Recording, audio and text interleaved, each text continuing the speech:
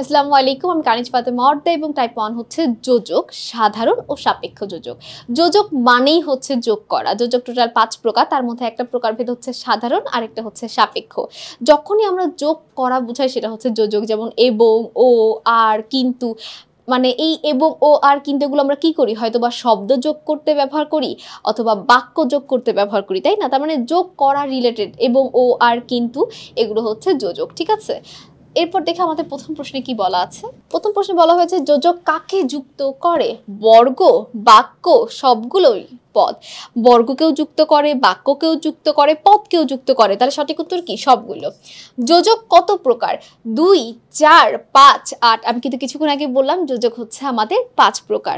যদি রোদ ওঠে তবে রওনা হব। যদি তবে বাক্যটি কোন যোজক নির্দেশ করে? সাধারণ যোজক, বিকল্প যোজক, বিরোধ যোজক, সাপেক্ষ যোজক। যেমন, তেমন, যখন, তখন, যে, সে, যারা, তারা, যদি, তবে এগুলো প্রত্যেকটাই হচ্ছে সাপেক্ষ যোজক। একটা কাজের সাপেক্ষে আরেকটা কাজ। যেমন কর্ম তেমন ফল। যে যেমন কর্ম করবে সেই সাপেক্ষে সে তেমন একটা ফল পাবে। এগুলো প্রত্যেকটাই কি আমাদের সাপেক্ষ যোজক। এরপর দেখো, নিচের কোনটি সাপেক্ষ যোজক? তিনি ভাত খেয়ে ঘুমিয়ে পড়লেন।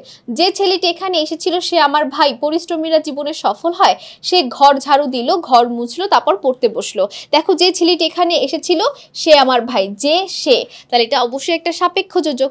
একটা সাপেক্ষে আরেকটা।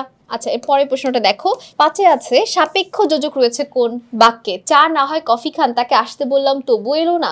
বসার সময় নেই তাই যেতে হচ্ছে। যদি রোদ ওঠে তবে রওনা দেব। যদি তবে, আমরা জানি যদি তবে একটা সাপেক্ষে আরেকটা, তার মানে এটা সাপেক্ষ যোজক।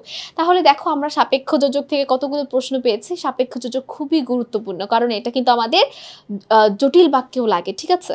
তো সকলকে অসংখ্য ধন্যবাদ আমাদের সাথে এতক্ষণ এই পর্বটি দেখার জন্য। পরবর্তী পর্ব দেখার আমন্ত্রণ রইল। আমি কানিজ ফাতেমা অর্দা এখানেই শেষ করছি। আসসালামু আলাইকুম, আল্লাহ হাফেজ।